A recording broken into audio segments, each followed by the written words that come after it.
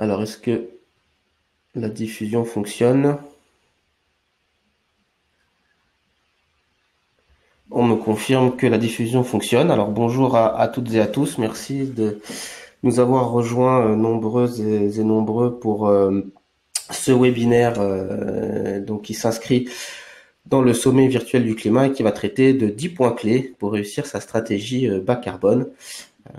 Alors pour rappel, pour ceux qui suivent pour la première fois un webinaire cette semaine, donc du 18 au 28 novembre se tient le sommet virtuel du climat, donc qui est une initiative très innovante, notamment sur son format, organisée par différents porteurs, notamment l'ABC, l'association Bilan Carbone, l'ADEME, donc l'Agence de la maîtrise de l'énergie et de l'environnement, l'APCC, donc l'association des professionnels en conseil carbone, donc qui regroupe les cabinets de conseil qui accompagnent les entreprises ou les territoires sur leur démarche climat et environnement d'ailleurs, à laquelle nous sommes membres, le CINOV, donc un syndicat de branche, et puis enfin le CEREMA.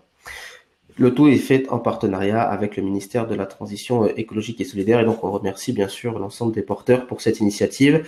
Donc sur 10 jours, il y a plus de 31 webconférences, un salon virtuel donc qui aura lieu la semaine prochaine. Donc c'est une journée où vous pourrez aller visiter des stands virtuels, interagir avec l'ensemble des stands. Voilà, donc c'est un sommet, donc plus d'une centaine d'experts du climat, des retours d'expériences divers et variés. Vous avez pu voir que la programmation était très large, et ce qui permet de couvrir un champ sur les questions du climat. Donc, encore une fois, je pense qu'on peut souligner le caractère un peu innovant de ce format, puisque l'idée était d'avoir une empreinte carbone la plus réduite possible, d'éviter les déplacements pour faire ce type de sommet. On peut saluer cette initiative.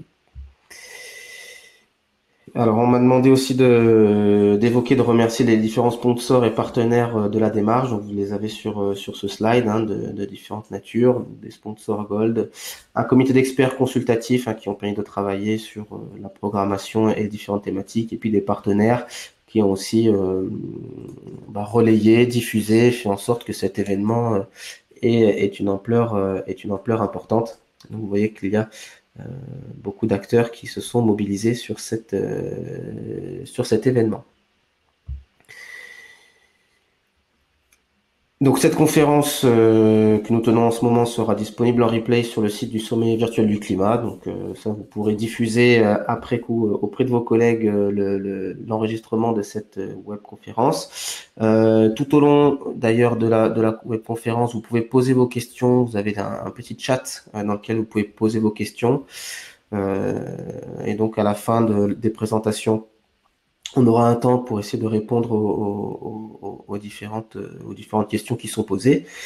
Et puis enfin, vous pouvez, si vous le voulez, télécharger le support de présentation que nous avons préparé, qui va surtout servir à structurer les prises de parole. Alors, sans plus tarder, je vous propose de présenter nos intervenants. Donc cette webconférence, nous avons trois intervenants qui vont donc nous parler de 10 points clés pour réussir donc une démarche bas carbone. Alors donc trois partenaires que je vais laisser se présenter, hein. Jennifer Ries qui est responsable RSE et soutenabilité des filières chez Albert Vieille, donc une entreprise. Philippe Kunter directeur développement durable et RSE chez BPI France. Et puis j'interviendrai également Sylvain Boucheron en tant que dirigeant du cabinet BL Evolution. Peut-être Jennifer, est-ce que tu veux commencer à te présenter la société, votre activité? Bonjour à tous, merci de votre écoute et donc petite présentation. Jennifer Ries, je travaille donc au sein d'une entreprise qui est basée dans le sud de la France, près de Cannes, et donc qui regroupe une cinquantaine de salariés. On travaille dans les matières aromatiques avec un pôle de négoce. On s'approvisionne dans une cinquantaine de pays à l'international et avec un site de production qui est basé en Espagne avec une quinzaine de salariés. où on transforme majoritairement les produits en huile essentielle et on achète et on revend aussi des matières aromatiques, donc principalement des huiles essentielles à travers le monde. Et donc je suis en charge de la soutenabilité des filières, donc c'est plus la partie de notre activité. Et je suis en charge aussi de la mise en place et du pilotage du plan d'action RSE au sein de l'entreprise. Voilà pour la présentation. Merci beaucoup Jennifer. Philippe? Oui, bonjour, Philippe Quinter. Donc moi, je suis le directeur du développement durable et de la RSE de BPI France. Donc BPI France, dans ses missions, investit, finance en innovation, en financement toute la vie traditionnelle et accompagne à l'international les entreprises et en accompagnement extra-financier sur, je dirais, des entreprises en termes de développement, de croissance. Et la dimension développement durable RSE BPI France est centrale dans la mesure où elle est totalement connectée au développement de business, à la création de valeur, à la notion de sens, on aura l'occasion d'y revenir, et c'est quelque chose qui fait partie de je dirais, de l'ensemble de nos process pour accompagner nos clients. Parfait, merci. Et peut-être pour présenter en quelques mots EBL Evolution. Donc, on est un cabinet d'études et conseils. On travaille auprès des entreprises et auprès des collectivités sur les questions de développement durable et de transition écologique, avec différents champs d'intervention, notamment l'accompagnement sur les démarches RSE, les démarches énergie-climat et les démarches liées à la biodiversité, ainsi qu'à l'innovation dans l'organisation, dans les business models et dans les produits et services. Et donc, on intervient en appui auprès des directions ou des équipes opérationnelles sur la définition de stratégies ou le déploiement de plans d'action. Alors, nous avions choisi de structurer cette webconférence sur 10 points clés. 10 points clés pour réussir sa démarche climat et sa démarche bas carbone. On a essayé de faire émerger 10 points clés pour montrer qu'est-ce que peut être une démarche réussie. Et donc, c'est basé sur les retours d'expérience, à la fois un retour d'expérience concret d'une PME alberguée, à la fois une expérience plutôt d'accompagnement global, une vision de l'ensemble de l'économie que pourra apporter BPI France. Et puis nous aussi, en tant que conseil, on fera des retours d'expérience. Enfin, c'est basé sur des expériences d'accompagnement que l'on a pu mener. Et donc, on vous propose de faire surtout l'expérience autour de ces 10 points clés. Alors, pour démarrer, 2 premiers points qui nous semblent vraiment fondamentaux avant de démarrer sa stratégie bas carbone, c'est d'une part de comprendre les enjeux globaux, donc où est-ce que l'on s'inscrit, et puis dans un deuxième temps, d'avoir un engagement fort de la direction de l'entreprise, du top management. Est-ce que Philippe, tu veux bien nous parler un peu de ces 2 points ? Merci Sylvain, oui, avec plaisir. Alors sur le premier sujet, sur comprendre les enjeux globaux. Alors l'idée c'est pas de faire de la théorie, mais c'est de repositionner un petit peu le sujet de l'urgence climatique, de tout ce qui a trait à la transition écologique et énergétique pour réussir sa stratégie bas carbone. Alors, on note effectivement une montée en puissance quand même de la prise en compte, de la conscience de ces sujets dans le collectif individuel et entreprise. Preuve en est, et c'est à la fois anecdotique et pas tant que ça, quand en juillet de cet été, on note effectivement à la station Paris-Montsouris, je dirais, on enregistre en début d'après-midi une température de 42 degrés, qui est l'exacte température à Bagdad. On se dit qu'il se passe des choses. Et là, on est sur de la météo, on n'est pas sur le climat. Hein, il y a peut-être confusion, mais ça rentre dans la prise de conscience collective. Et donc, on se dit qu'il se passe des choses et on en parle de plus en plus. Alors, le sujet, c'est quand même, effectivement, et ça, tout le monde le sait, l'idée, c'est pas de paraphraser ni de redire, c'est le fameux GIEC, hein, le groupe d'experts intergouvernemental sur l'évolution du climat, qui a publié un rapport spécial, hein, comme vous le savez, sur le réchauffement climatique, avec un certain nombre de constats. Donc, il y a l'accélération croissante du réchauffement climatique, hein, on sait très bien, qui est de ne pas aller au-delà de 2 degrés et de se cantonner à 1,5 degré, je dirais à un horizon quand même qui est très très proche. Et si l'on va au-delà, et même à ce niveau-là, il y a des conséquences qui seront irréversibles. Hein. L'idée, c'est pas de rentrer dans le catastrophisme, mais il y a des impacts majeurs sur la santé, sur les moyens de subsistance, la sécurité alimentaire, tout ce qui a trait aussi à un sujet central, l'approvisionnement en eau, la sécurité humaine, bien sûr la biodiversité, on en parle beaucoup, la biodiversité est un sujet qui est totalement connecté au climat, et à cet égard, l'année 2020 sera une année phare sur ce sujet, et bien sûr tous les sujets de croissance économique qui auront des répercussions, je dirais, en fonction si la température est contenue à 1,5 degré ou bien atteindra les 2 degrés. On sait bien qu'aujourd'hui, on est dans des trajectoires qui sont bien au-delà des 2 degrés, et donc c'est vraiment une préoccupation. Donc, alors, selon les experts, et comme on le sait, hein, contenir la hausse à 1,5 degré, bah, ça requiert une réduction des émissions de gaz à effet de serre de 45% d'ici 2030 et l'atteinte de la neutralité carbone en 2050. Donc ça, c'est la route sur la stratégie nationale bas carbone dans le cadre du plan climat. Donc il y a vraiment un besoin impérieux de déployer des transitions de grande envergure hein, dans tous les secteurs.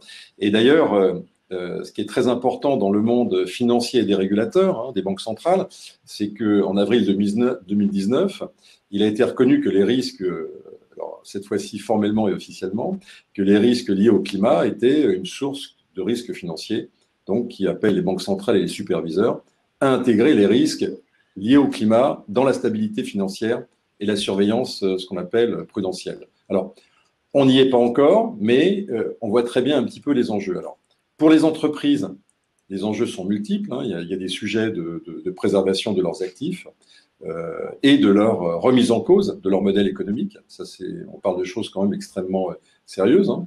On sait très bien qu'il y a des entreprises qui aujourd'hui, dans le cadre de leur stratégie d'investissement, modifient totalement. On connaît très bien le vignoble, par exemple, qui est de procéder à des acquisitions plutôt dans le nord de l'Europe. Et donc, il y a vraiment des choses extrêmement concrètes à ce stade.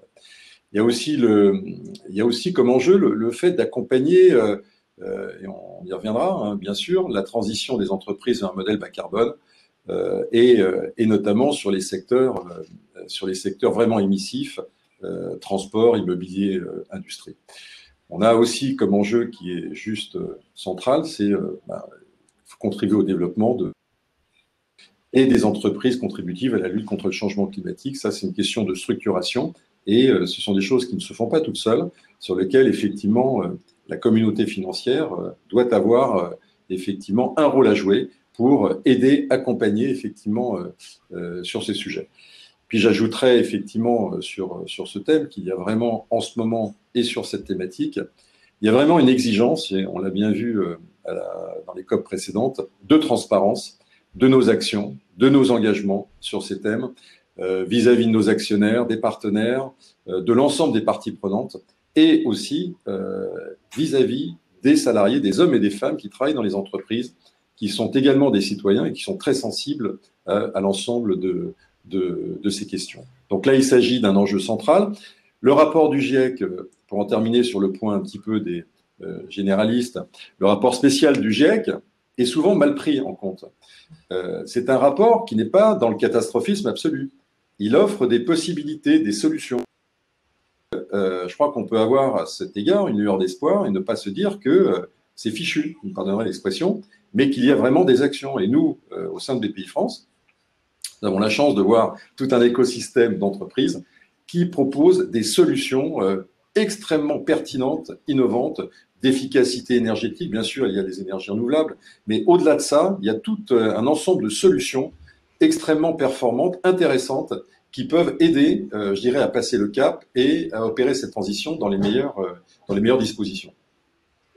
Donc on pourra retenir que la question, et pour faire le lien avec ce point, comprendre les enjeux, on n'est pas dans un effet de mode, on n'est pas dans une thématique qui est ponctuelle, on est bien dans des changements profonds et structurels de la société et qui vont impacter, et qui impactent déjà à court terme et vont impacter de plus en plus à long terme les entreprises et leur fonctionnement. Donc c'est bien important de l'avoir en tête quand on se lance dans une stratégie bas carbone, de comprendre dans quel schéma l'on s'inscrit. Deuxième point clé que l'on avait identifié en préparant ce webinaire, et Philippe, tu vas pouvoir aussi nous donner ton point de vue, l'engagement de la direction, en quoi est-ce que c'est vraiment fondamental avant de s'engager dans une démarche de ce type-là? Alors, c'est ce que tu as résumé, Sylvain, c'est le sujet de la stratégie bas carbone. C'est vrai, ça peut être un terme un peu abscon hein, pour le plus grand nombre, mais c'est super concret, donc ça concerne tout le monde. Ça signifie que c'est pas la ou réservé, je dirais, à certains. C'est un sujet à la fois individuel, collectif, entrepreneurial.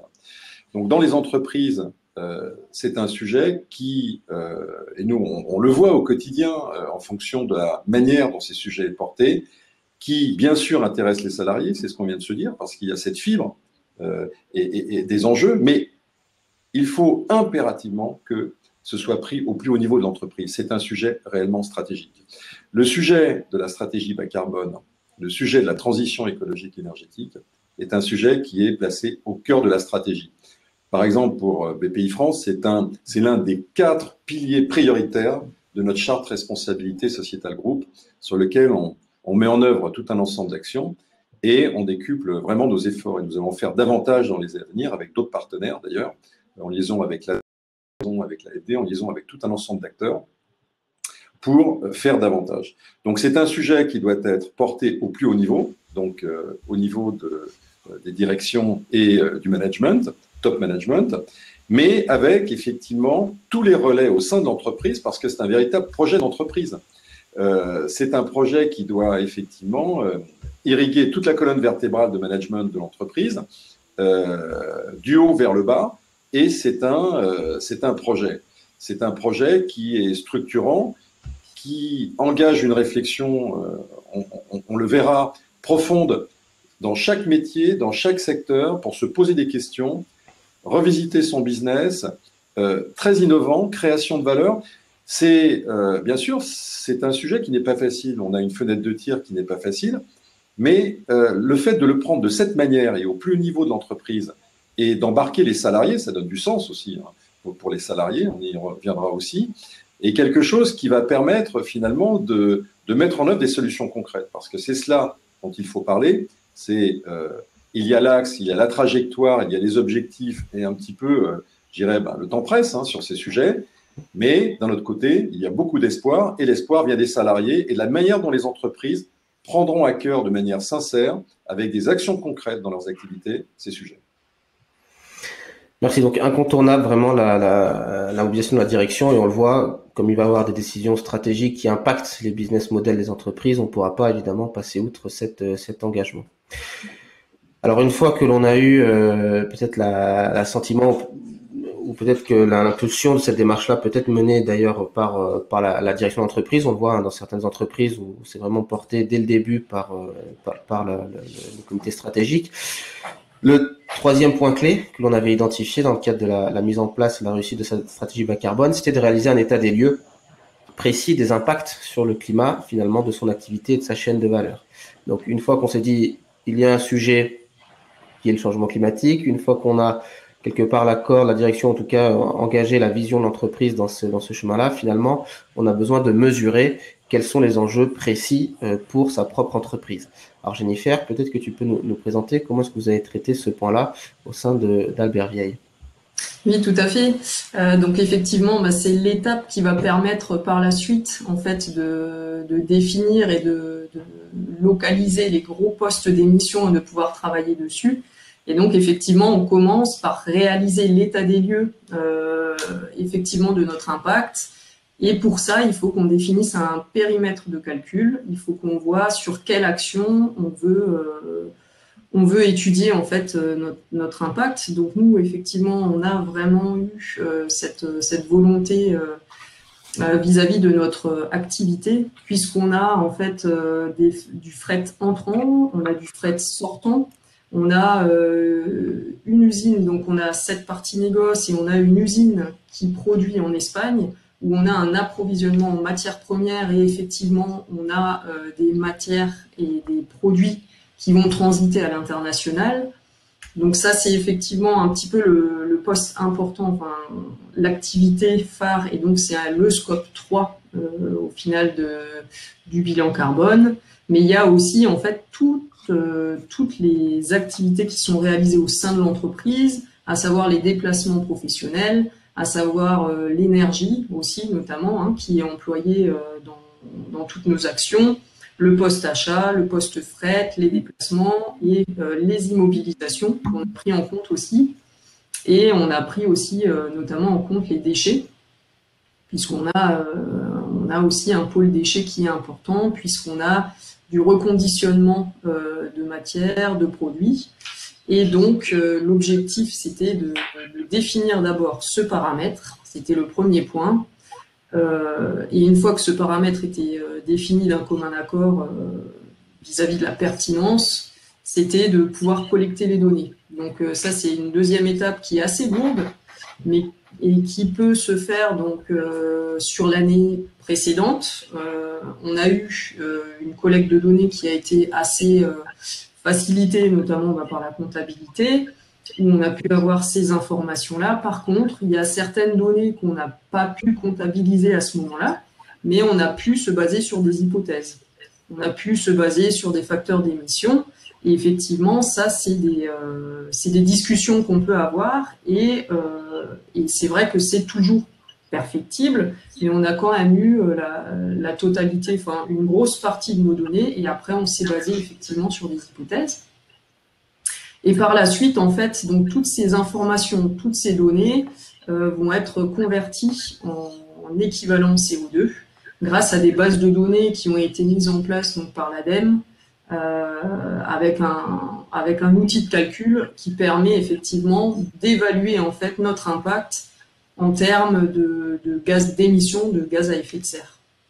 Et par la suite, en fonction des gros postes qui ont été définis grâce à ce mode de calcul-là, on a pu en fait hiérarchiser nos postes d'émission. Donc je ne sais pas si j'en parle directement ou peut-être par la suite. Oui, bah, tu peux préciser. Vis-à-vis de notre activité, on a pu se rendre compte que le fret, notamment entrant et sortant, était à 60%, faisait part de notre impact, de l'impact qu'on avait, et aussi les matières premières en tant que telles.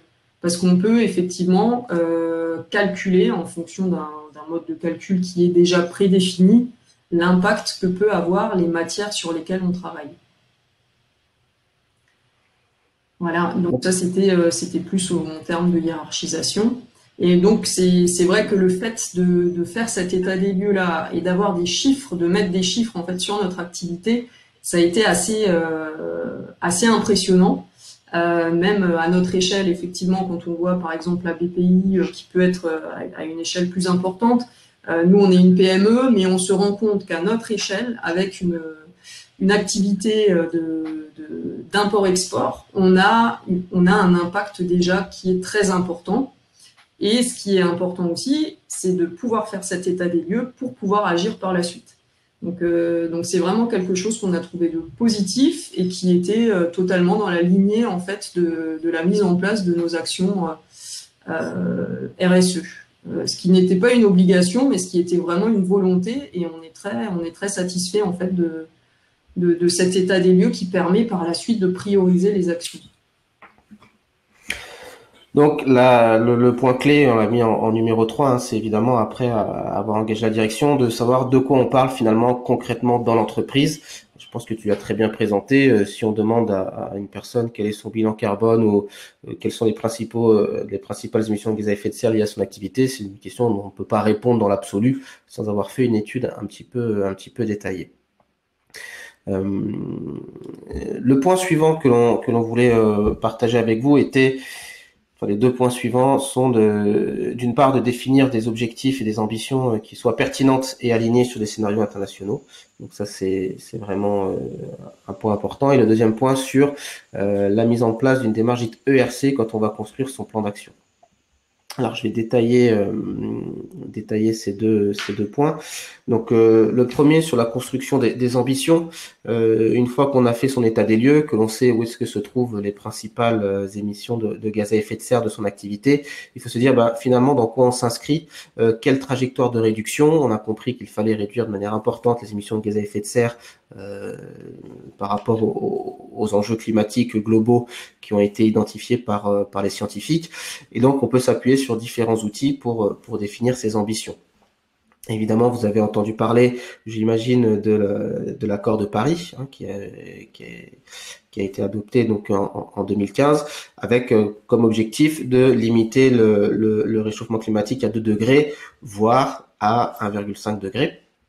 Donc là, il y a, je dirais, quelque part un scénario mondial dans lequel on peut s'inscrire et qui est traduit dans certains pays par des stratégies nationales. Alors en France, on a la stratégie nationale bas carbone, hein, qui est vraiment le plan d'action sur lequel la France travaille pour réduire ses émissions de gaz à effet de serre et s'inscrire finalement dans cette trajectoire mondiale.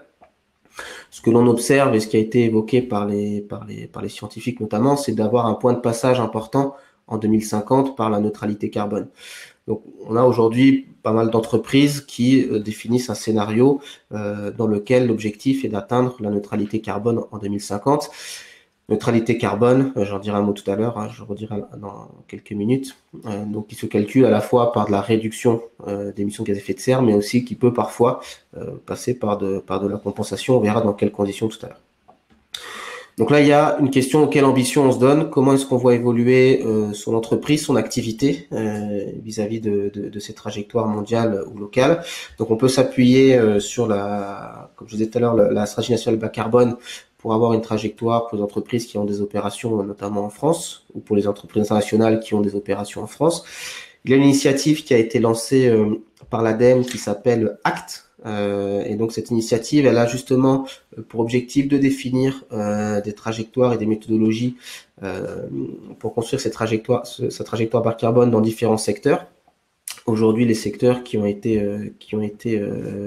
déjà traités, où les méthodologies sont développées, concernent d'une part la production d'électricité, la construction automobile, le commerce de détail, le bâtiment et la construction, et puis enfin, dans le bâtiment, la question de la gestion immobilière. Donc ça, c'est des secteurs dans lesquels vous pouvez déjà trouver des outils, des scénarios, des trajectoires sur lesquels vous appuyez et sur lesquels définir votre ambition. Et puis d'autres secteurs qui sont en cours de développement, qui devraient être publiés d'ici 2021, parce que c'est ce qui est annoncé par l'ADEME, notamment sur la question du but du pétrole, le secteur pétrole et gaz, le secteur des métaux, le secteur de l'alimentation, des transports, du verre, de l'agriculture, du ciment, de la chimie, et puis enfin des papiers. Donc on voit que petit à petit, finalement, on va avoir des scénarios sur lesquels on pourra s'appuyer d'un point de vue sectoriel pour se dire, voilà dans quelle ambition, dans quelle trajectoire je veux inscrire mon entreprise. Donc ça, c'est un élément important. Un autre outil qui peut être utilisé aussi par les entreprises très locales, je pense aux PME, aux TPE qui peuvent avoir des activités très localisées, voire aux grands groupes qui peuvent avoir des filiales, des activités dans les territoires. On peut s'appuyer sur donc les plans climat, hein, les PCAET, plans climat énergie territoriaux, qui sont définis, mis en place par les collectivités en France et qui dessinent des trajectoires de réduction de gaz à effet de serre. Donc ça peut aussi être un outil que l'on utilise pour construire ses ambitions. Donc ça, c'est le premier point. Donc finalement, dans quel scénario on s'inscrit? Et puis pour faire le lien avec l'introduction sur les enjeux, évidemment, dans cette ambition, on ne peut pas se contenter quelque part d'avoir uniquement un travail sur le climat sans prendre en compte les autres questions environnementales. On pense bien sûr à la biodiversité, on pense bien sûr également aux questions sociales. Et donc pour ça, on peut s'appuyer sur différents référentiels et notamment sur les objectifs de développement durable qui viennent donner la vision, l'objectif mondial de développement durable à 2030. Donc on a un certain nombre de thématiques aussi que l'on peut intégrer pour inscrire sa démarche bas carbone dans une logique de développement durable. Donc le point suivant sur la définition, après avoir défini son ambition, et finalement quel est le point d'arrivée sur lequel l'entreprise s'engage dans le cadre de sa démarche, de sa stratégie bas carbone, c'est d'avoir une logique que l'on dit ERC. Alors ERC, ce sont les initiales de éviter puis réduire avant in fine de compenser. Cette logique, elle est vraiment fondamentale et elle doit être structurante quand on construit son plan d'action et quand on réfléchit à son business model, à ses produits et à ses services. Pourquoi? Puisque il peut être tentant de se dire je ne change rien à mon activité, je ne change rien à mon modèle, je vais simplement acheter des crédits carbone et compenser les impacts de mon activité. Or, on se rend compte que ce n'est pas aussi simple, puisque si tout le monde faisait ça, il faudrait planter plusieurs fois la surface de la planète en arbres pour absorber l'ensemble des émissions mondiales. Donc, évidemment, on ne peut pas se contenter simplement de compenser. Donc la logique est bien éviter, réduire, compenser. Éviter, c'est-à-dire que la première question que l'on se pose, c'est qu'est-ce qu'on peut éviter comme émission sur un déplacement? Est-ce que je suis obligé de faire ce déplacement? Est-ce que je peux pas organiser ma réunion d'une autre manière? Est-ce que je peux pas peut-être supprimer un déplacement sur les matières premières que l'on utilise? Est-ce qu'on peut changer de matière première, etc. Donc on est bien dans une logique des émissions que l'on peut éviter. Et ça, c'est à ce moment-là où on a vraiment des questions stratégiques et des questions d'impact sur le business model, puisqu'évidemment, c'est là où on peut se dire, peut-être qu'on peut repenser complètement notre activité de manière différente pour éviter un certain nombre des émissions de gaz à effet de serre. Une fois qu'on a défini les différents thèmes sur lesquels on pouvait vraiment éviter les émissions, la deuxième question, c'est comment est-ce qu'on peut réduire au maximum ces émissions de gaz à effet de serre. Donc là, ça va être d'optimiser la logistique, par exemple. Ça va être de travailler sur les températures de consigne, sur le chauffage des bureaux, par exemple. Et donc de se dire, voilà, on va essayer de réduire les émissions de gaz à effet de serre qui sont induites par les activités de l'entreprise. Donc là, on est dans une logique de réduction. Et une fois que on a évité toutes les émissions qu'on pouvait éviter, une fois que l'on a ensuite réduit au maximum, et en tout cas dans sa trajectoire bas carbone, que l'on a dit voilà comment est-ce qu'on va réduire nos émissions, enfin seulement se pose la question de compenser éventuellement les émissions résiduelles, si dans certains cas on ne peut pas atteindre, en tout cas suivre la trajectoire de réduction des émissions de gaz à effet de serre. Et donc là, si on s'engage sur la compensation d'émissions résiduelles, bien sûr, il faut travailler sur des projets qui soient évidemment concrets. On a vu se développer un certain nombre de standards, notamment le label bas carbone en France qui vient démontrer, justifier que les projets de compensation soient crédibles, soient efficaces et soient additionnels. Bien sûr, donc évidemment, il y a une question de qualité des projets, des démarches de compensation que l'on peut mettre en place. Mais encore une fois, j'insiste, ça vient à la fin, une fois qu'on a travaillé d'abord sur l'évitement et la réduction des émissions de gaz à effet de serre. Quand on prend les scénarios qui ont été publiés par le GIEC, et notamment le rapport spécial 1,5 degré qui a été publié l'année dernière et qui montrait que entre une trajectoire mondiale 2 degrés et une trajectoire mondiale 1,5 degré, il y avait des impacts très importants, des différences très importantes, et que si on pouvait réduire sous 1,5 degré, c'était sortir des personnes de la pauvreté, c'était moins d'impact social, moins de conflits, c'était moins de perte de biodiversité. Et donc, voilà, donc évidemment, plus on peut réduire, mieux c'est. Dans ces scénarios-là, évidemment, ce qui est abordé, c'est bien la question d'éviter et de réduire au maximum les émissions, avec dans certains cas un peu de compensation, mais qui reste vraiment marginal par rapport à l'ensemble des émissions. Donc là, on est dans cette logique-là de construire finalement son ambition, construire sa trajectoire de réduction de gaz à effet de serre. Et donc ça, c'était les deux points que l'on voulait partager. Ensuite, une fois qu'on a un peu cette vision globale, vient le moment de passer aux actions concrètes. Donc, comment est-ce qu'on va construire son plan d'action? Donc là, il y a deux points clés que l'on voulait souligner. Donc, d'une part, de pouvoir définir des actions concrètes dans son fonctionnement, mais surtout dans ses métiers et sur sa chaîne de valeur. Et puis, le faire évidemment en mobilisant les équipes sur l'ensemble de la démarche. Donc, peut-être, Jennifer, est-ce que tu peux nous partager ton expérience sur ces deux points? En branchant bien le micro. Excusez-moi. Parfait, c'est parfait. Donc, suite à l'état des lieux, on a souhaité mener une réflexion sur les actions concrètes qu'on pouvait mettre en œuvre en définissant un plan d'action cohérent, donc effectivement avec nos ambitions et objectifs stratégiques, puisqu'effectivement l'objectif c'était de réduire de 20% notamment les émissions de la scope froid d'ici à 2030, ce qui n'est pas une mince affaire.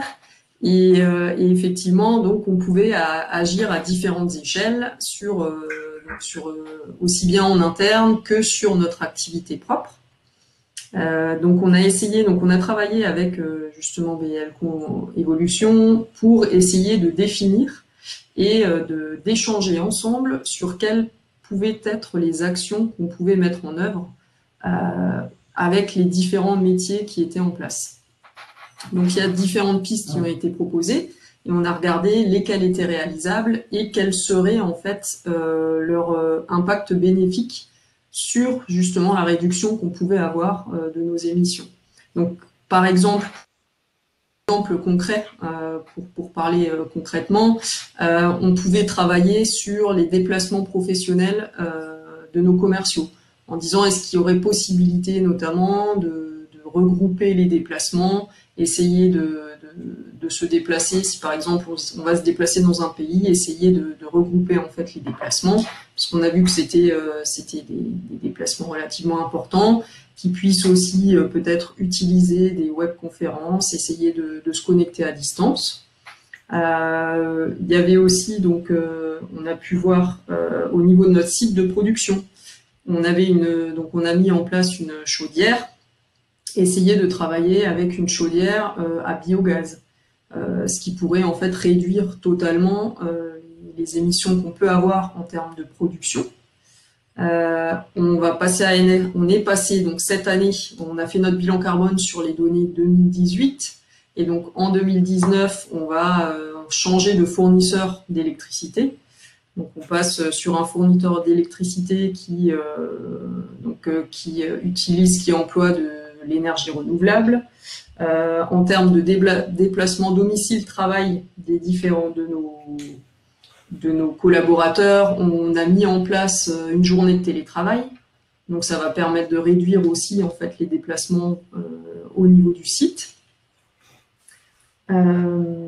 Voilà, donc ça c'était on réfléchit et en fait c'est effectivement au niveau du principal pôle, donc c'est le fret.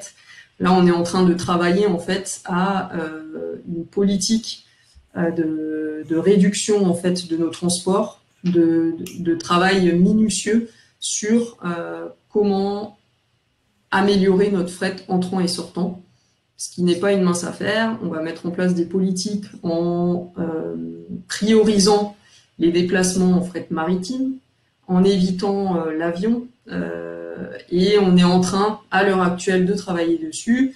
Et effectivement, ce qui est très important dans tout ce travail-là, c'est d'impliquer les corps de métier qui travaillent, c'est-à-dire, quand je dis « on », c'est-à-dire que c'est la personne qui va travailler en relation avec les clients ou qui va travailler directement la personne de la logistique, qui va dire qu'est-ce qui est possible, qu'est-ce qui n'est pas possible, comment on peut le mettre en place, et on essaye de trouver des solutions ensemble. Et ça, c'est vraiment fondamental, parce qu'effectivement, on ne peut pas avancer sans qu'il y ait en fait une réflexion commune. Donc, on le fait sous forme d'ateliers, avec des réflexions qui peuvent être mises en place avec différents corps de métier, en ciblant les problématiques, quels sont les freins et comment en fait on peut les résoudre. Donc c'est un travail qui est important, mais qui se met en place et avec la participation de tous. Voilà.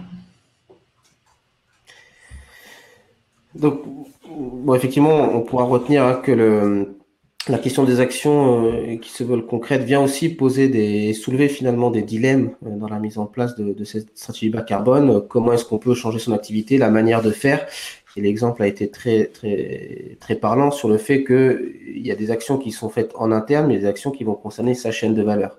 Et finalement, si on veut s'engager dans une démarche qui soit cohérente, pertinente et efficace sur la question du climat, on voit qu'on va devoir mobiliser, au-delà de mobiliser en interne, mobiliser aussi ses clients, mobiliser également ses fournisseurs, sa chaîne de valeur pour faire évoluer l'ensemble de ces filières.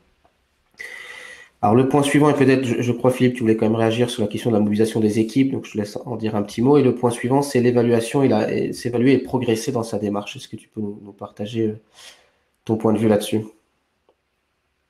en branchant bien le micro avant de reprendre la parole. Excusez-moi. Parfait. Désolé. Parfait. Oui, d'ailleurs, ça rejoint aussi une question qui est posée effectivement en ligne sur c'est finalement comment embarquer les entreprises pour lesquelles effectivement les directions ne sont pas totalement, je dirais, en ligne avec tout ceci, en estimant que c'est pas très simple, etc. Ce qui est juste central, on en a parlé un petit peu tout à l'heure, c'est, et ça a été aussi bien expliqué par Jennifer, c'est que dans nos entreprises, et nous on le voit, quelle que soit la taille des entreprises, nos clients, que ce soit même de la start-up jusqu'à PME, ETI, parce qu'ensuite dans les grands groupes, les problématiques sont un petit peu différentes, c'est que, et même dans les grands groupes d'ailleurs, les salariés, on l'a dit tout à l'heure, sont aussi des citoyens. Ça veut dire que c'est un sujet, quand on pousse la porte de l'entreprise, eh bien on l'a chez soi, on l'a avec ses amis, on l'a avec sa famille, et quand on est au sein de son entreprise, on s'attend aussi à avoir des actions qui soient concrètes et qui donnent du sens aux salariés. Et c'est un petit peu je pense que la mobilisation, comme on l'a dit tout à l'heure, et c'est ce que l'on voit nous dans nos programmes, on pourra en dire un mot peut-être tout à l'heure, c'est ça qui fait bouger les lignes. Ce sont les hommes et les femmes des entreprises qui ont une exigence vis-à-vis en termes de sens et en termes de fierté d'appartenance dans leur entreprise, parce que ces actions cochent les cases du sens, de la fierté d'appartenance, et derrière la résultante, elle est juste essentielle. C'est l'engagement des hommes et des femmes dans les entreprises.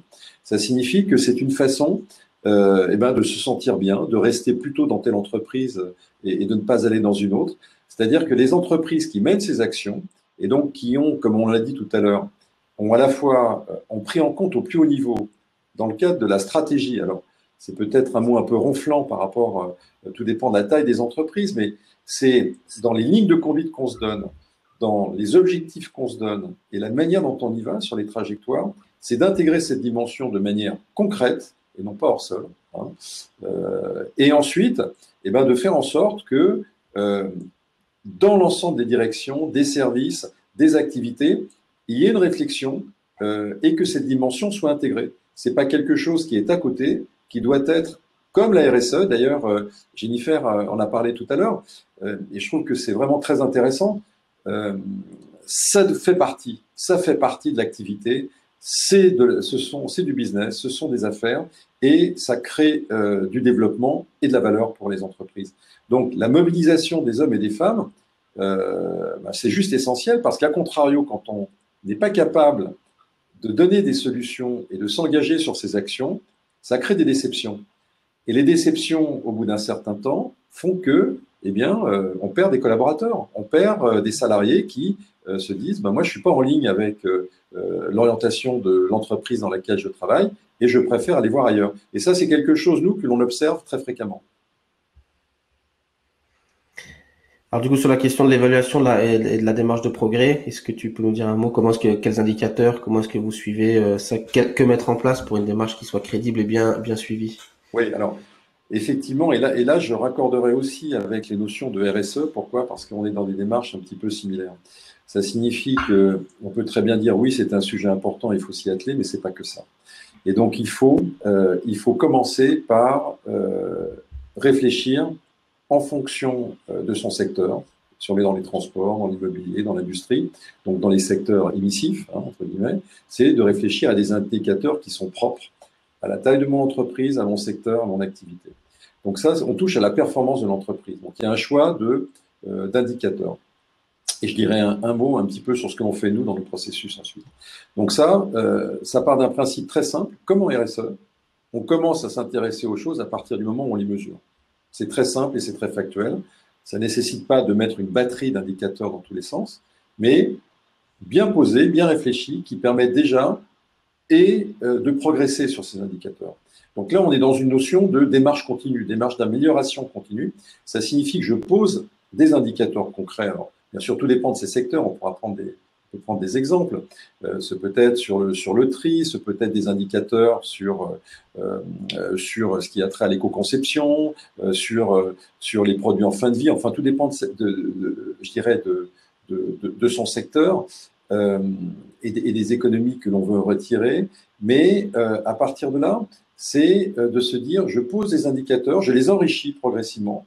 Hein. On n'a pas besoin de mettre tout de suite une batterie d'indicateurs dans tous les sens et des tableaux de bord. Je crois qu'il faut construire de manière, entre guillemets, paisible, intelligente, posée, chacun à sa vitesse dans les entreprises. Il ne faut pas être exigeant tout de suite. Il faut faire les choses, surtout que chaque entreprise doit adresser beaucoup de sujets. Il y a beaucoup de sujets à développer ses affaires, etc., à l'international, mettre en place un plan digital. Donc, ça adresse beaucoup de sujets. Et ça, à partir du moment où on le met à cœur, c'est d'en faire effectivement, je dirais, des indicateurs qui s'agrègent peut-être à d'autres données de gestion qui sont suivies, qui remontent au bon endroit aussi, parce qu'il faut un suivi. Ça signifie qu'au départ, je pose mes indicateurs pertinents, et puis je les fais bouger un peu dans le temps. Si je m'aperçois qu'il faut être aussi en mode expérimental, quelque part, si on se dit, ben, tiens, il faudrait les renforcer. Parfois, on fait des choses à la case 4, mais ça veut dire qu'il faut passer par la case 2 et 3 avant. Hein. On ne peut pas tout de suite aller à la case 5 ou 6, parce que la marche est parfois haute.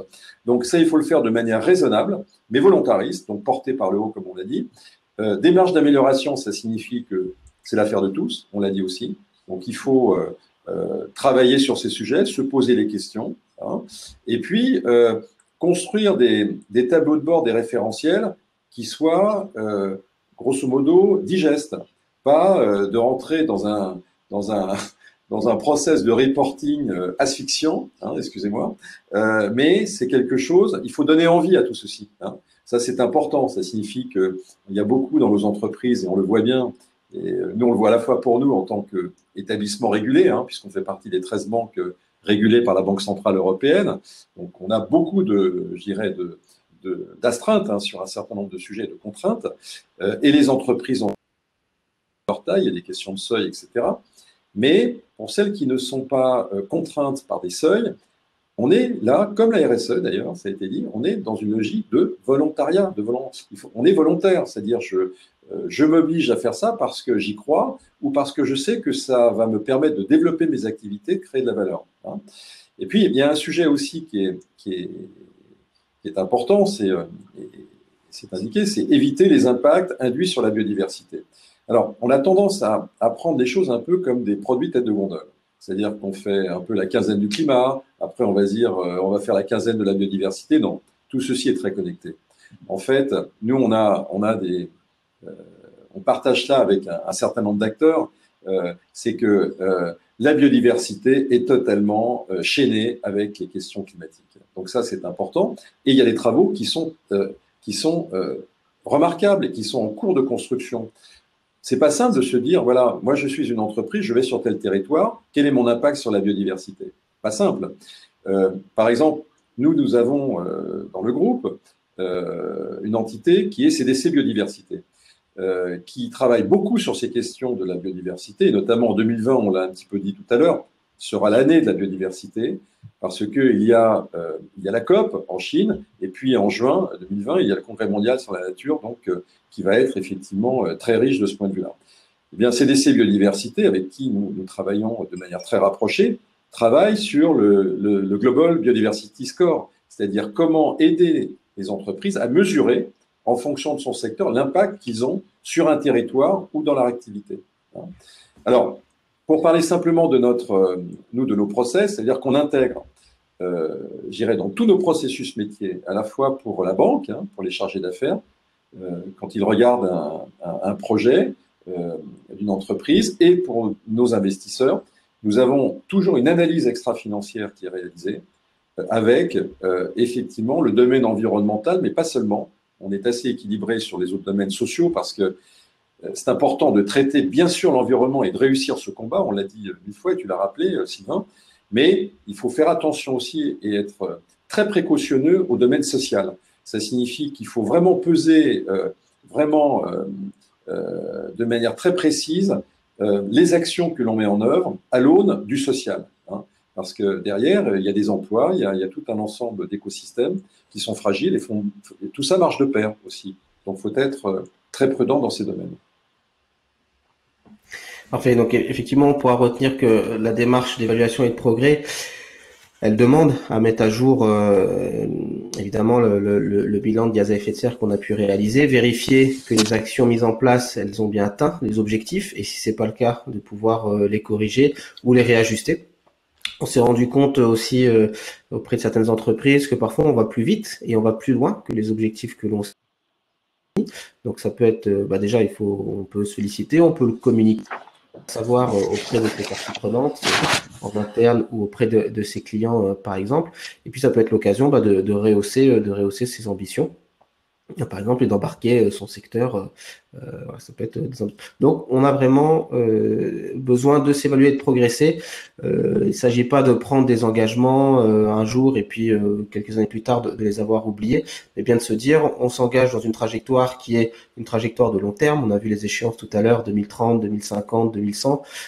Donc finalement, où est-ce qu'on en est? Comment est-ce qu'on progresse? Donc cette question de l'évaluation et du progrès, elle est centrale. Et on retiendra bien, je pense, l'idée d'avoir quelques indicateurs clés et pas des tableaux de bord à ne plus savoir qu'en faire, mais quelques indicateurs sur lesquels on peut bien sûr suivre correctement le progrès de sa démarche et s'assurer que l'on est bien dans la trajectoire de réduction que l'on avait définie.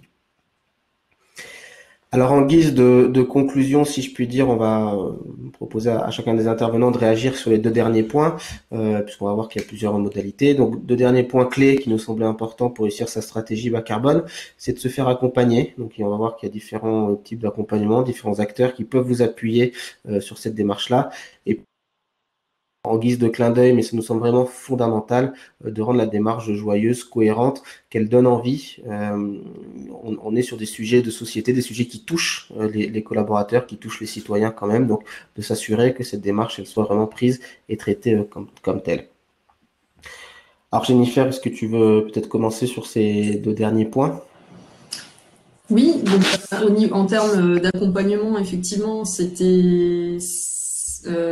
en termes de calcul et effectivement c'est des compétences c'est des compétences propres que l'on n'avait pas en interne, et donc le fait de se faire accompagner aussi bien pour le calcul que par la suite en fait pour des pistes d'action, mais qu'on va pouvoir nous internaliser en fonction de notre connaissance du secteur, en fonction des différentes expertises métiers qu'on a, et effectivement de travailler en échange comme ça, grâce du coup à un cabinet. Oui, c'était totalement bénéfique pour nous et ça nous a facilité la démarche. On a pu se faire diriger, on a pu se faire aiguiller en tout cas, et effectivement je pense qu'il y a des pistes de ce côté-là. C'est un investissement qui ne peut être que bénéfique si on n'a pas les expertises en fait en interne en termes de réalisation d'un bilan carbone, parce que c'est quand même relativement lourd.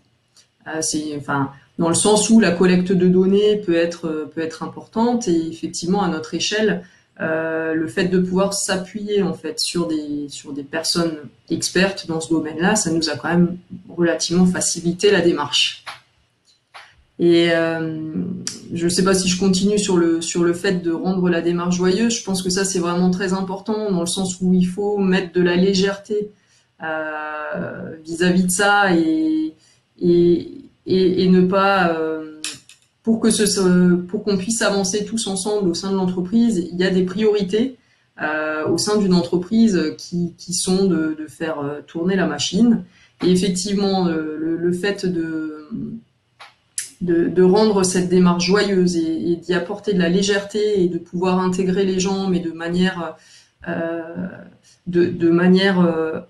stimulante et enthousiaste, c'est vraiment quelque chose de fondamental. Et effectivement, le fait de le faire sous forme d'ateliers, de réflexion ou d'animation en fait qui sont faites vis-à-vis de ça, ça permet d'y apporter en fait une note positive et de pouvoir approfondir en fait le travail, et c'est important, très important, ouais. Merci Philippe. Tu voulais partager aussi d'autres accompagnements, notamment que vous pouvez proposer? Oui, avec plaisir. Oui, alors Moi, je partage également ce point de vue parce que nous avons placé très très tôt sur un pied d'égalité les actions que nous menons en matière de financement et d'investissement avec l'accompagnement.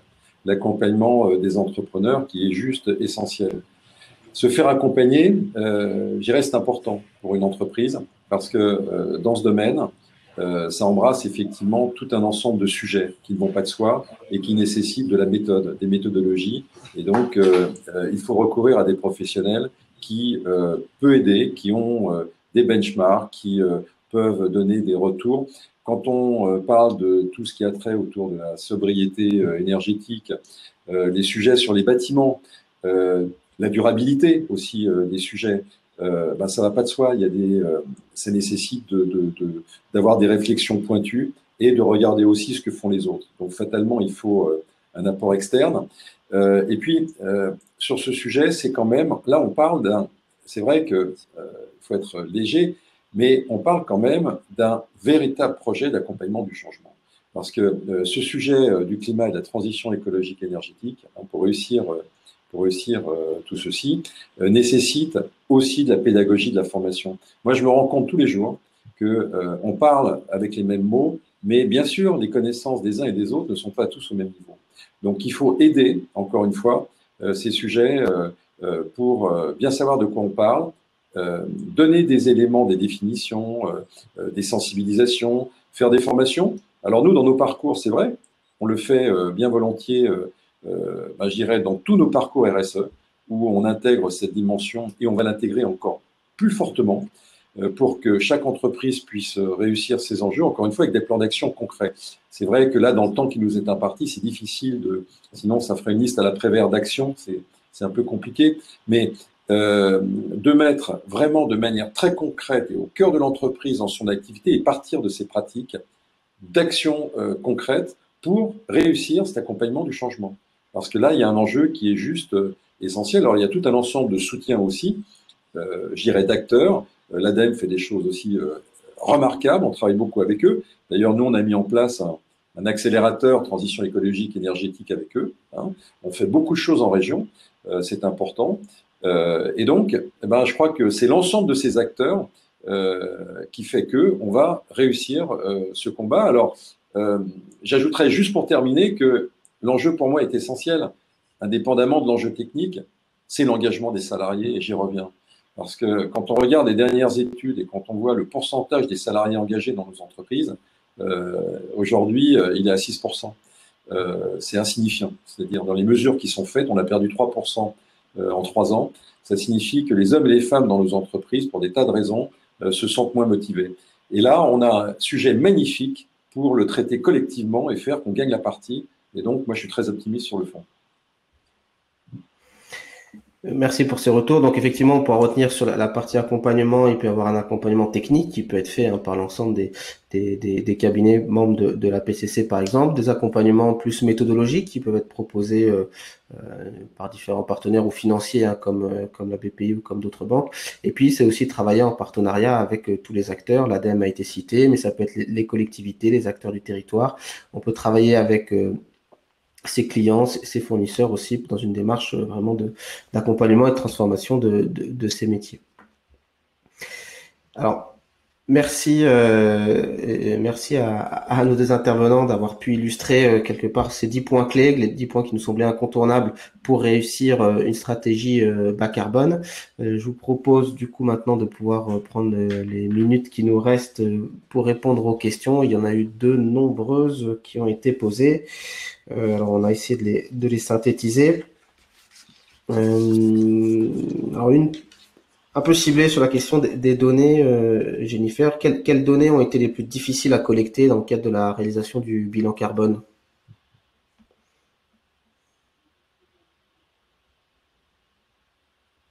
Alors, avec le micro, comme toujours.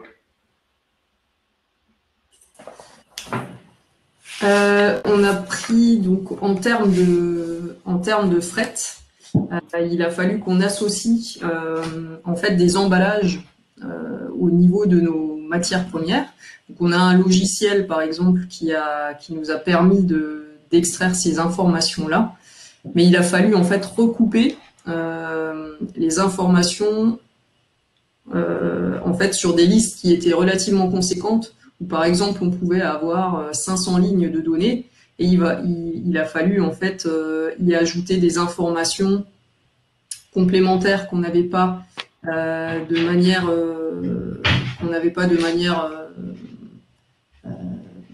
facilement accessible. Et effectivement, il a fallu en fait aussi pour chaque pays d'export y intégrer une distance. Donc ça a été relativement long. Il a fallu par exemple qu'on mette pour chaque transit de matière, soit en entrant ou en sortant, en expédition, il a fallu en fait intégrer une distance sur ces trajets-là. Donc ça, c'est quelque chose qui est accessible en termes de données, mais qui est fastidieux, enfin qui est assez long. Donc ça, c'était les informations. Après, effectivement, on n'avait pas listé. Il y a des choses qu'on n'avait pas listées en termes de difficultés d'enregistrement. Par exemple, on n'avait pas listé les déplacements intersites. On a des véhicules, donc c'est des exemples très concrets que je vous donne, mais on n'avait pas enregistré. En fait, c'était plus des manques d'enregistrement qui n'avaient pas été réalisés, où on ne savait pas effectivement combien de déplacements on avait fait avec nos véhicules. Donc on s'est basé en fait sur une consommation de carburant. On a opté pour des autres solutions. Voilà.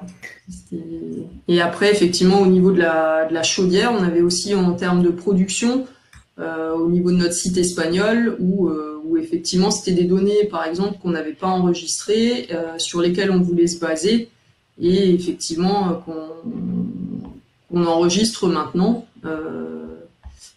et qu'on peut essayer de rattacher, notamment à une production. Merci. Alors, il y a eu beaucoup de questions également sur le sujet de l'engagement, de comment est-ce qu'on peut faire face aux résistances. Peut-être, Philippe, est-ce que tu as quelques conseils à partager sur comment est-ce qu'on mobilise une direction de PME qui peut-être initialement pas forcément concernée ou se sent pas concernée par ces sujets. Est-ce que tu as des bonnes pratiques, des idées à partager sur cette question? Alors, nous, ce que l'on fait de manière très concrète, en fait, c'est de regarder dans des secteurs et dans des entreprises équivalentes des pratiques. Donc, comment ça se passe, qu'est-ce qui a été mis en œuvre, parce que parfois, il y a des objections qui ne sont juste des objections, c'est-à-dire il n'y a pas de fondement. Et c'est souvent ça. À partir du moment où on regarde un petit peu sur les côtés et qu'on repère des pratiques intéressantes, ça, c'est un premier point. Ensuite, nous, dans les formations que l'on fait, on met différents secteurs. Pourquoi? Parce que il y a des choses qui sont réplicables d'un secteur, entre secteurs différents d'activité. Il y a des choses qui peuvent qui peuvent intéresser et qui peuvent créer un déclic. Et puis il y a un levier, mais on en a parlé tout à l'heure. Pour moi, c'est le levier. Indépendamment si on a un dirigeant qui est motivé, mais la question qui est posée, c'est dans le cas où effectivement, les dirigeants hésitent à s'engager là-dedans, ce sont les salariés. Ça signifie que c'est de rentrer dans des propositions d'idées. On a mis en œuvre, nous, des ateliers en interne chez BPI France avec des salariés sur différents sites en région, à Paris, etc., qui proposent des idées. Par exemple, la démarche d'une start-up comme Ecofrugal, par exemple, c'est intéressant, c'est de l'innovation frugale énergétique et dans d'autres domaines. Donc, ça permet aussi de faire remonter des idées très concrètes, qu'il s'agisse de mobilité, qu'il s'agisse de pratiques. On a parlé de déplacement tout à l'heure. Ça peut être aussi sur les véhicules utilisés, sur les flottes, enfin, sur différentes choses. Et donc, la remontée par les salariés de sujets est intéressante. Et puis, il y a la préoccupation de la DRH ou des personnes qui s'occupent de la gestion des hommes et des femmes, qui est de donner aussi du sens et de faire attention à ce que ces personnes ne s'en aillent pas. Parfois, il y a des taux de rotation qui peuvent être un peu ennuyeux. C'est dur de former quelqu'un que la personne s'en aille. Donc, on peut tout à fait travailler sur ces différents aspects. C'est à la fois très, très concret. On fait remonter des infos. Et quand les salariés d'une entreprise montrent qu'ils sont motivés sur ces sujets, il est très rare que les directions, finalement, ne mettent pas en œuvre certaines actions. Et là, c'est le début de la route.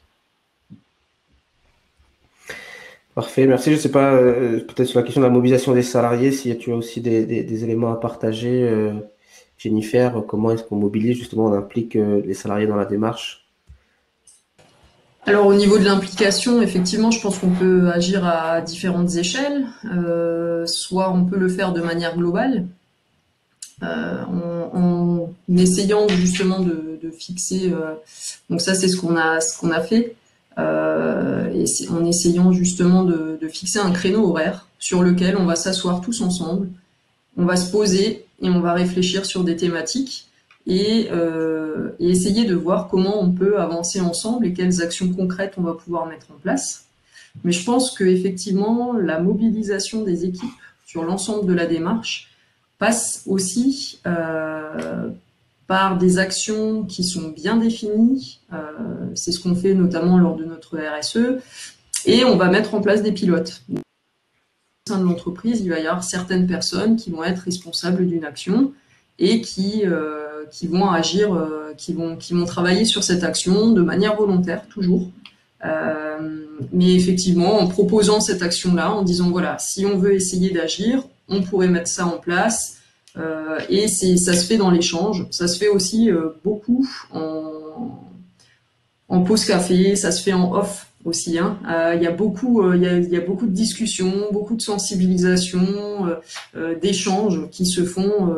Voilà, quand on va se croiser à une pause café, à la pause midi, il faut parler des choses. Il faut vraiment que ça puisse faire partie du quotidien de l'entreprise et qu'on puisse conscientiser chaque tâche en se disant ok, on va avoir un impact. Dès qu'on va mettre en place une action, on va avoir un impact. Donc en fait, la mobilisation, pour moi, enfin, je pense qu'elle se fait à plusieurs échelles.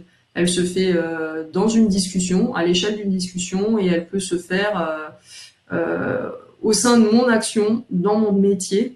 Quel impact je peux avoir et sur quoi je peux travailler, sur l'utilisation de l'énergie au quotidien. Et après, effectivement, ça peut être des petits post-it à côté aussi notamment d'interrupteurs en disant n'oubliez pas de m'éteindre, attention, ou la clim, on va se restreindre à 4 degrés. Donc effectivement, à côté, c'est des petites actions qui peuvent être très ponctuelles, très simples, ou alors effectivement prendre un créneau horaire, 2 heures, avec tous les collaborateurs, et on s'assied et on va essayer d'échanger sur des problématiques concrètes sur lesquelles on souhaiterait travailler tous ensemble. Parfait, il y a eu beaucoup de questions sur les sujets de la compensation. Alors, est-ce qu'il y avait plusieurs méthodes de compensation ou est-ce que la SNBC, par exemple, intègre les puits carbone sur le territoire français? Donc, effectivement, la nationale bas carbone concerne vraiment le territoire français uniquement, et donc la trajectoire, elle se veut refléter les possibilités et puis l'action française. Donc, sur les questions de différents types de compensation, bien sûr, il y a beaucoup de manières de mettre en place des projets de compensation locaux ou à l'international. Encore une fois, l'idée, c'est d'arriver sur la compensation après avoir fait le maximum de réduction, mais de trouver des projets qui peuvent être aussi en cohérence avec son activité, avec éventuellement sa chaîne de valeur ou son métier, puisqu'on peut avoir, au-delà de la restauration de forêt, qui est une des manières de le faire, d'autres projets de financement, par exemple de l'efficacité énergétique dans certains secteurs, et qui peut se traduire par des crédits carbone. Bon. Donc là, il y a vraiment beaucoup de choses à faire, et donc à chaque entreprise de construire une démarche qui soit cohérente et pertinente par rapport à ses objectifs stratégiques. Il y avait aussi pas mal de questions sur comment faire connaître et faire reconnaître sa démarche. Est-ce qu'il y a des labels? Est-ce qu'il y a des produits?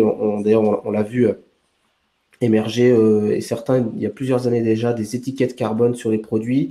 Alors du coup, est-ce que ça peut être un levier pour faire connaître sa démarche? Philippe, Jennifer, je ne sais pas si vous voulez réagir tous les deux sur comment faire connaître ou reconnaître sa démarche. Philippe d'abord, peut-être. Bon, bon, c'est vrai qu'il y a... là, on ouvre une nouvelle porte, hein, tout ce qui est label, certification, ce genre de choses. Il y a un véritable maquis sur ces sujets. Nous, là, alors, bien sûr, c'est important, mais ça veut dire que quand on entre dans ce genre de pratique, ça mobilise beaucoup, hein, déjà l'entreprise. Ça signifie que c'est gourmand, ça signifie que c'est structurant et que ça mobilise les ressources internes. Hein. Donc ça, c'est important. Puis nous, on utilise beaucoup ce que l'on fait en RSE, parce que nous, on intègre, vous l'avez compris aussi, hein, tout ceci dans la RSE, opérationnel business, c'est de mettre en avant des pratiques pour essaimer, montrer aux autres que c'est possible. Voilà. Donc, on s'appuie sur des dirigeants d'entreprise qui, alors ça va, nous, de la start-up à, on va dire, à l'ETI, hein, voilà, qui montrent de manière très concrète ce qu'elles font dans leur domaine, dans leurs activités, et qui donnent envie aux autres de s'y mettre. En fait, c'est à la fois simple, concret, et atteignable. Ça signifie que les exemples que l'on pousse, finalement, sont en ligne avec par rapport à d'autres entreprises. Il n'y a pas une marche trop haute à monter. On se dit, tiens, s'ils l'ont fait, je peux peut-être le faire. Donc, nous, on travaille beaucoup cela parce que le bon exemple, c'est celui où je me dis, non seulement, tiens, ils ont bien parlé, mais derrière, je peux faire comme eux. Ça, c'est juste essentiel. Et la contre-perf, c'est de dire, tiens, c'est vachement bien ce qu'ils ont fait, mais oh là là, c'est pas pour moi, c'est trop haut. Donc, on est vraiment, nous, dans un calibrage retour d'expérience. C'est ce qu'on met sur nos sites, ce qu'on met à chaque fois dans nos événements, aussi dans nos programmes, où on mixe les entrepreneurs, les entreprises sur ces sujets. Ça, pour nous, c'est un facteur de communication très fort. Jennifer, sur la partie de comment faire connaître ou reconnaître sa démarche. Oui, tout à fait. Je vais dans le même sens que Philippe. Effectivement, je pense qu'on peut déjà, dans un premier temps, valoriser des actions ponctuelles. Par exemple, quand on passe à un opérateur d'énergie renouvelable, quand on va traiter une filière qui a peu d'impact en termes de pratiques agricoles, en disant on va valoriser en fait des actions ciblées qui font partie d'un plan d'action global sur lequel on travaille, mais effectivement pouvoir mettre en avant des réalisations qui sont faites, et c'est très stimulant aussi parce qu'on voit qu'on avance, on voit que effectivement il y a des avancées dans ce sens-là, et la labellisation, c'est quelque chose qui peut effectivement être lourd dans sa mise en œuvre, dans sa formalisation, et on peut déjà en parallèle commencer dans un premier temps à travailler sur ça. Sur la valorisation de d'actions, petites ou grandes, d'ailleurs, qui sont concrètes. Ce que l'on a observé, nous aussi, une manière de valoriser la démarche, alors au-delà d'inclure la démarche bas carbone dans le cadre du plus large d'une démarche RSE de l'entreprise, beaucoup aujourd'hui de sociétés, PME, grands groupes, même TPE, valorisent leur démarche climatique dans le cadre des appels d'offres auxquels elles peuvent répondre. Donc, quand on a des donneurs d'ordre qui peuvent être les pouvoirs publics ou des entreprises, c'est d'ailleurs parfois demandé par les entreprises quand elles font un appel d'offres d'avoir réalisé un bilan carbone, d'avoir une démarche de réduction de gaz à effet de serre. Donc, ça peut aussi être un outil pour se différencier vis-à-vis de ses clients. Et quand on est sur le volet grand public, ça a été évoqué tout à l'heure, mais on le voit émerger aussi de plus en plus, des étiquettes carbone pour montrer finalement en quoi le produit peut avoir une empreinte carbone qui est réduite grâce aux efforts menés par l'entreprise. Donc ça, c'est une manière évidemment concrète de faire connaître sa démarche. Puis ça peut être aussi de participer à des concours, il y a des prix qui sont remis parfois par les secteurs professionnels, ou parfois lors des salons ou des événements sur le développement durable. Donc c'est l'occasion d'avoir une tribune ou de prendre la parole dans des webinaires comme aujourd'hui. Peut-être pour conclure sur notre webinaire, est-ce qu'il y aurait un petit mot de la fin, un conseil que vous souhaiteriez donner à toutes les personnes qui nous ont écoutés? Jennifer, Philippe, est-ce qu'il y a le petit mot de la fin pour conclure?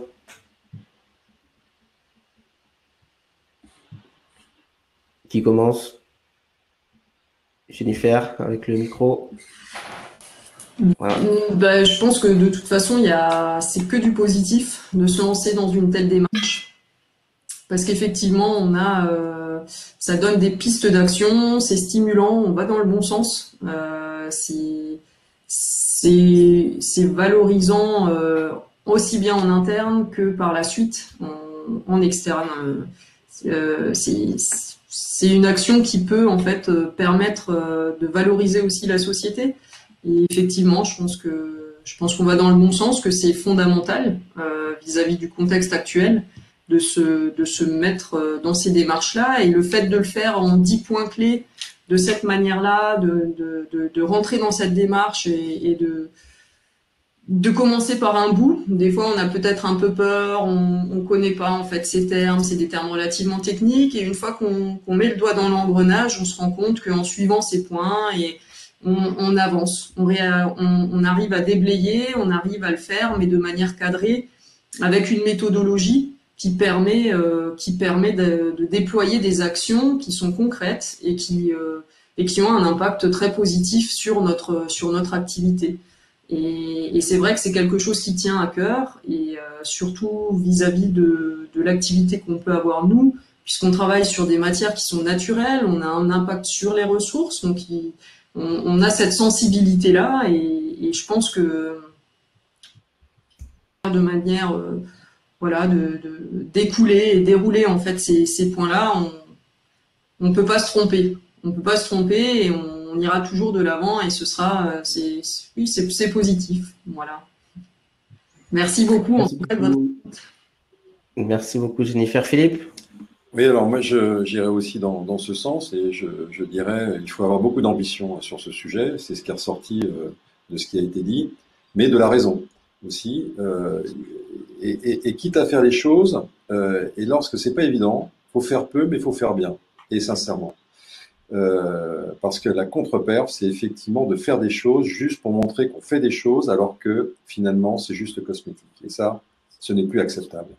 Donc, il faut faire des choses concrètes, on l'a dit, mesurées, avancer à la vitesse avec laquelle on peut avancer dans une entreprise, en mobilisant les hommes et les femmes de l'entreprise, et on coche les cases. Et ce peut-être, alors, il faut supprimer les irritants dans les entreprises, parce qu'il y a beaucoup de petites choses qui irritent, parce que j'utilise des bouteilles plastiques, etc. Donc, il faut travailler sur des choses qui peuvent paraître anecdotiques, mais qui sont hautement symboliques. Parce que derrière, on peut travailler sur des sujets beaucoup plus costauds en matière de transition écologique, énergétique, éco-conception, ce genre de sujet. Mais ça peut être déjà une première mesure de dire je change une machine à café, voilà, c'est des actes très concrets qui sont visibles par les salariés et qui tout de suite vont donner envie de passer aux étapes suivantes. Donc, moi, je suis vraiment très confiant encore une fois, sur les initiatives et sur la dynamique. C'est un véritable projet d'entreprise. C'est pas anecdotique ce dont on parle, hein. C'est un véritable projet et un accompagnement du changement qui est majeur. Vraiment. Merci beaucoup, Philippe, pour cette mot de conclusion aussi. Je partage le fait qu'on est sur des sujets stratégiques. Ma conviction que l'on porte, c'est bien qu'il y aura les entreprises pionnières qui vont s'engager sur ces démarches-là, qui deviendront assez vite leaders sur leur marché. Les autres n'auront plus de place, n'auront plus la possibilité de recruter ou ne seront plus forcément intéressantes pour leurs clients. En tout cas, on est bien sur un changement global de société que l'on observe. Et il faut impérativement avoir des démarches concrètes, efficaces et robustes. Et ça, je pense que c'est le